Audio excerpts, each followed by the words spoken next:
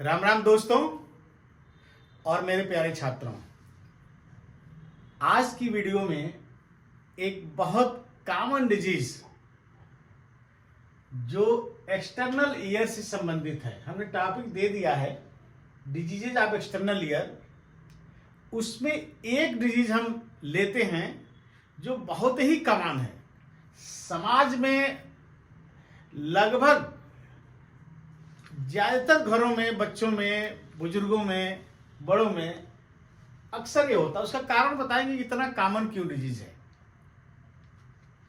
इस डिजीज का नाम है ऑटोमाइकोसिस। ये मेडिकल टर्मिनोलॉजी है, लेकिन आपके लिए मैं बता दूं कि कान का फंगल इन्फेक्शन को ही हम ऑटोमाइकोसिस कहते हैं।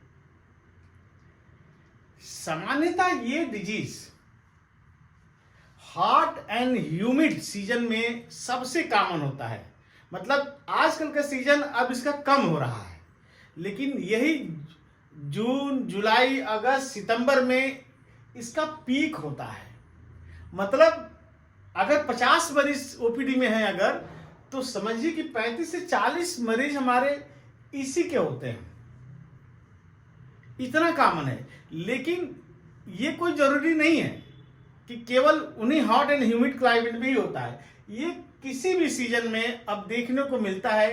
रूटीन ओपीडी में ये आते रहते हैं, लेकिन peak hot and humid fungal infection है। तो आप सभी जानते हैं कि जहां नमी होती है, गर्मी होती है, बिल्कुल चिपचिपे वाली गर्मी होती है, अक्सर हम लोगों ने देखा है कि जो कुछ शरीर के कुछ हिडन पार्ट होते हैं, बेल्ट के बगल में, एक्जिला में, वहां पे अक्सर पसीने से थोड़ी बहुत गंदगी बन जाती है। और हम देखते हैं कि दांत खाद जितना भी होता है सब वहीं से शुरू होता है। या तो यहां शुरू होगा, या तो यहां शुरू होगा, या तो यहां शुरू होगा, या पीछे पीछ में होगा, जहां पे हम नहाते समय अक्सर अपना हाथ वहां पहुंच नहीं पाता है। तो ये उन एरिया में होता है। वही उसी तरह का फंगल इन्फेक्शन कान के अंदर भी हो जाता है, लेकिन ये फंगल इन्फेक्शन दूसरी स्पीसीज है, और जो हमारे शरीर पे और जगह होती है वो दूसरी स्पीसीज है। ये जैसा मैंने बताया कि फंगल्स का season he hot and humid climate होता है। उसके अलावा उन व्यक्तियों में ये ज्यादा होता है जो जिसमें अनकंट्रोल्ड डायबिटिक पेशेंट हों, जो ऑलरेडी रेडियोथेरेपी पे वो है किसी वजह से, या कुछ कीमोथेरेपी ले रहे हैं वो किसी कैंसरस डिजीज के वजह से, या तो उस पे हैं। मतलब कि जिनकी इम्यूनिटी शरीर की वैसे ही कम होती है, उसमें ज्यादा होता है। तो इम्यूनिटी कहाँ होगी?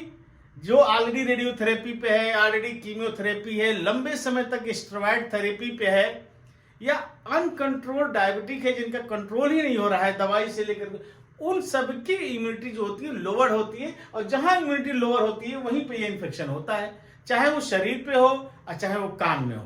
तो कान में जब होता है तो उसको हम ऑटोमाइकोसिस कहते हैं, या fungal infection of the year. अब कान में होता है तो कैसे होता है?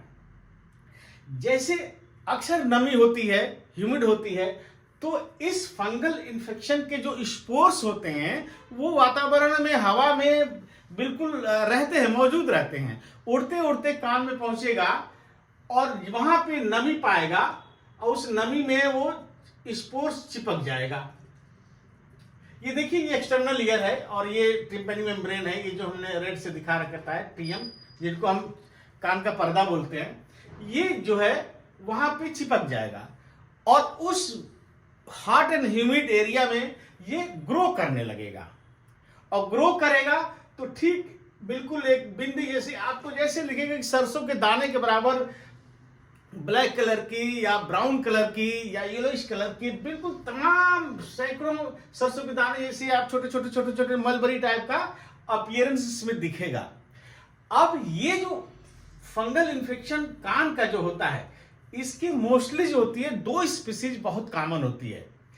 एक होता है एस्परजिलस नाइगर बोलते हैं, एक होता है कैंडिडा एल्बिकेंस होता है।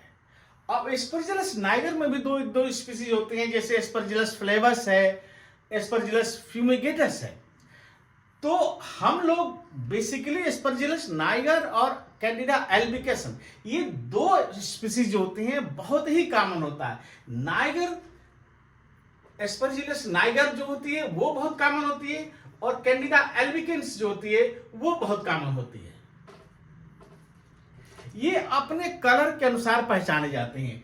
ये नाइगर जो होती है वो ब्लैक कलर की होती है, ब्लैक कलर की होती है, उसमें ब्लैक कलर के छोटे छोटे छोटे छोटे छोटे छोटे दिखेंगे आपको, दाने जैसे सरसों मलबरी टाइप का। और जो कैंडिडा एल्बिकेंस है वो क्रीमी व्हाइट कलर के दिखते हैं। ये फिर ये क्या होता है कि जैसे ये चीज होगी तो पहली चीज जो होती है हमारे मरीज में कि कान में खुजली मचने लगती है, ईचिंग होने लगती है। ईचिंग होने के बाद अब हम क्या करते हैं, जैसे ही कान में ईचिंग होती है तो बड़ी सामान्य रूप से ये सबके घर में आम बात में होता है कि कुछ न कुछ कान में उठाए और डाल दिया। अब मैंने कहा कि तेल बहुत आसानी से मिल जाता है, चाहे नवरत्न तेल हो, चाहे सरसों का तेल हो, चाहे कोई भी तेल हो, वो डाल दिया। कुछ नहीं होता, लहसुन पका करके डाल देते हैं, वो भी नहीं मिल रहा है तो किसी ने बताया तो गेंदा का पत्ती का रस डाल देते हैं, भेंगरिया का रस डाल देते हैं, सुरती का रस डाल देते हैं, जो उसको हम लोग खैनी भी कहते हैं। तमाम किसी का मतलब क्या, मैं बीसियों चीज बता दूंगा कि उसमें क्या क्या लोग डाल देते हैं। और जितनी भी चीजें डाली जाती हैं वो सब नुकसान करती हैं और इसको बढ़ाती हैं।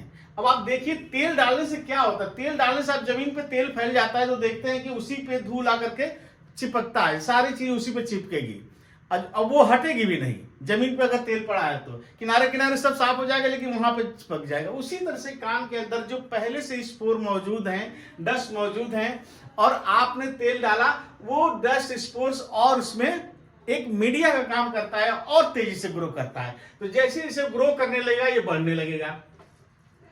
अब ये ग्रो करके बढ़ेगा और एक फंगल हाइपी होती है, इसके फिलामेंट्स होते हैं ग्रो करने के बाद, और एक दूसरे में ये सब मिल करके एक फंगल मास बना देते हैं। ये फंगल मास बना देते हैं, मतलब ये फंगल मास अब इतना बढ़ जाता है कि ये पूरे ईयर को ब्लॉक कर देता है। तो पहले तो ईचिंग कर रहा था, अब ईचिंग के साथ ये हियरिंग लॉस भी करेगा, मतलब कि अब ईयर को ब्लॉक कर दिया तो साउंड जा नहीं रही यहां से, तो ये जो है अब हियरिंग लॉस भी कर देगा। और ये हियरिंग लॉस तब तक करेगा जब तक ये हट नहीं जाएगा। धीरे धीरे धीरे धीरे ये बढ़ता जाता है, देखिए ऐसे बढ़ेगा, ऐसे बढ़ता जाएगा, ऐसे बढ़ते जाएगा, ऐसे बढ़ते जाएगा, और अल्टीमेटली इतना बढ़ेगा कि ये प्रेशर पर्दे पे भी डालेगा, ये प्रेशर वाल पे भी डालेगा, इधर भी डालेगा।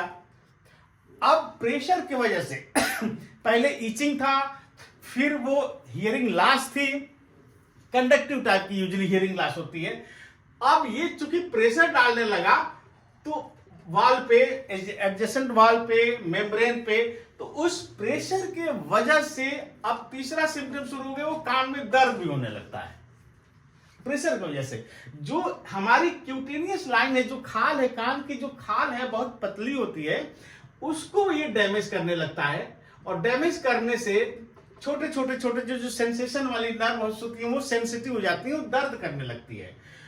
उसके बाद भी समझ लीजिए कि अगर ये नहीं रुका, ट्रीटमेंट नहीं हुआ इसका, तो ये बढ़ता जाएगा और प्रेशर करेगा, और प्रेशर करते करते क्या कर देगा कि मेम्ब्रेन को डैमेज कर देगा। कान का जो पर्दा है, टिम्पैनिक मेम्ब्रेन ड्रम, उसको ये डैमेज कर देगा, और डैमेज करके ये तुरंत मिडिल ईयर में आ जाता है। हियरिंग लॉस और कम हो जाती है, प्रेशर की वजह से दर्द और बढ़ जाता है, और क्या होता है कि एक ऐसी बढ़ती जाती है और इसमें लेयरिंग बनने लगती है। जो सबसे आउटर लेयरिंग होती है वो बिल्कुल स्किन से चिपकी होती है, और वो स्किन की लेयरिंग जो है ऐसा बना चिपका रहता है कि जैसे आप आलू का छिलका अगर छीलें तो उस तरह से वो छिलका निकलता है स्किन पे। उसी को कहते हैं लेयरिंग, जो निकलता है बिल्कुल भीगे हुए, जैसे रुपये को भीग जाए वैसा, या पेपर अगर भीगा हुआ उस तरह से निकलेगा, उसको कहते हैं ब्लॉटिंग पेपर अपीयरेंस।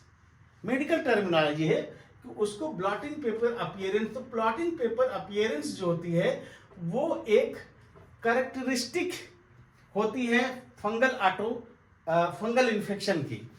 ठीक उसके बाद होती है कि ये सारी चीजें होने लगती हैं। अब आदमी जब क्या करता है कि इससे सिक्रीशंस भी होती हैं, कुछ हमेशा पानी ऐसा निकलता रहेगा, वो पेशेंट देखेगा कि हमारे कान से कुछ निकल रहा है, बह रहा है, अजीब किस्म की उसकी स्मेल। ये फंगल मास जब बढ़ जाता है तो इससे कुछ सिक्रीशन, वाटरी सिक्रीशन भी होता है। और जब पेशेंट हमारा हाथ लगाता है तो देखता है कि वाटर जैसे, या अगर सेकेंडरी इन्फेक्शन भी है अगर, तो थोड़ा पस भी होती है, लेकिन वो जब स्मेल आती है अजीब किस्म की स्मेल होती है, जिसको हम लोग मस्टी कलर स्मेल बोलते हैं। और मस्टी कलर समझिए तो आपको अगर ये बता दूं कि जो ये होते हैं क्या कहते हैं, खटमल जो खाटों में मिलते हैं, चौकी में मिलता है, उसको अगर आप रगड़ दीजिए और रगड़ का वो स्मेल जो आता है, एक पिकुलियर स्मेल, वो मस्टी कलर समझ लीजिए कि मस्टी कलर वो स्मेल होती है। अब इन्फेक्शन हुआ तो इसमें पस भी आने लगा। फिर क्या करेगा, जैसे ही वो कुछ साफ करने की कोशिश करेगा, भारी भारी लगने लगेगा, कान उसका हमेशा भारी भारी बंद टाइप का लगेगा, तो वो क्या करेगा, कुछ निकालेगा कान से, कुछ लकड़ी डालेगा, कुछ हेयर पिन डालेगा, कुछ ना कुछ निकालेगा। तो जब वो साफ करेगा देखिएगा कि निकल रहा है कचरा कान से, तो या तो वो ब्लैक कलर का रहेगा, ब्लैक होगा, एस्परजिलस नाइगर होगा, और कैनेडा एल्बिकेशन तो व्हाइट होगा और अजीब से स्मेल होगा। मैंने बताया आपको। अब ये कभी कभी बहुत रेयरली मैं देखा हूं कि एस्परजिलस जो फ्लेवस है, जो तीसरा स्पीसीज है एस्परजिलस फ्लेवस, वो एक सिक्रीशन जो होता है उसका एफ्लाटॉक्सिन नाम है, वो कार्सिनोजेनिक नेचर होता है। इतना मतलब कभी कभी ऐसा भी इसमें खतरनाक सिक्रीशंस होते हैं, टॉक्सिन्स होते हैं जो कार्सिनोजेनिक होते हैं। तो ऐसी चीजों में आपको क्या करना चाहिए, मैं आपको फिर बता रहा हूं कि ऐसी कंडीशन में जब आपके कान से भारी लगने लगे, खुजली मचने लगे, दर्द होने लगे, कुछ निकाले तो कचरा जैसे काला काला निकले या सफेद निकले, आप तुरंत समझ लीजिए कि कान में फंगल इन्फेक्शन है। ऐसे में कोई अगर डॉक्टर से नहीं कंसल्ट करते हैं तो एंटी फंगल ड्रॉप आती है मार्केट में बहुत सारी, उसको डाल सकते हैं। लेकिन अगर कोई और ड्रॉप डालेंगे तो इसको बढ़ाएंगे, लोकल स्टेरॉइड डालेंगे तो भी बढ़ेगा, लोकल एंटीबायोटिक डालेंगे तो भी ये बढ़ता है, और एंटी फंगल ड्रॉप भी इसमें डाली जा सकती है। ये डालने के बाद राहत होती है तो क्लीन कर सकते हैं थोड़ी बहुत कॉटन का वो बड्स बना करके, लेकिन अपने आप अगर आपने साफ करने की कोशिश तो स्क्रैच मारेंगे और फिर वो दर्द और बढ़ जाएगा। अल्टीमेटली आपको इतना तकलीफ बढ़ जाएगी कि नजदीक के डॉक्टर से आपको कंसल्ट करना पड़ेगा। तो मैं फिर एक बार कह रहा हूं कि आप कान में कोई भी तकलीफ हो, बहुत कॉमन है ये, कभी भी तेल से लेकर के और जितनी भी दवाई है, खरबिरुआ दवाई हम लोग बोलते हैं वो बिल्कुल ना डालें। केवल एंटी फंगल ड्रॉप डाल सकते हैं, कोई नुकसान नहीं करेगा। हाँ, कान की धुलवाई बिल्कुल ना करें। अगर खुदा न खास्ता ये मेम्ब्रेन अगर डैमेज है तो अगर आपने धुलवाई की पिचकारी से तो वो फंगल मास जो है बिल्कुल कान के अंदर चला जाएगा, जो और प्रॉब्लम। तो कान की धुलवाई बिल्कुल ना करें, नीम की पानी से बिल्कुल ना धोएं, ये सब चीजें बंद करें और अपने तकलीफ बढ़ने पर अपने नजदीक के डॉक्टर से अवश्य कंसल्ट करने। ये बहुत इंपॉर्टेंट है, खासतौर से आम पब्लिक के लिए और छात्रों के लिए तो मतलब ये नॉलेजेबल है ही है। आप इसको देखें, समझें, अच्छा लगे तो शेयर करें और चैनल को सब्सक्राइब भी करें ताकि समय समय पे आपको नए नए वीडियो मिलते रहें। धन्यवाद।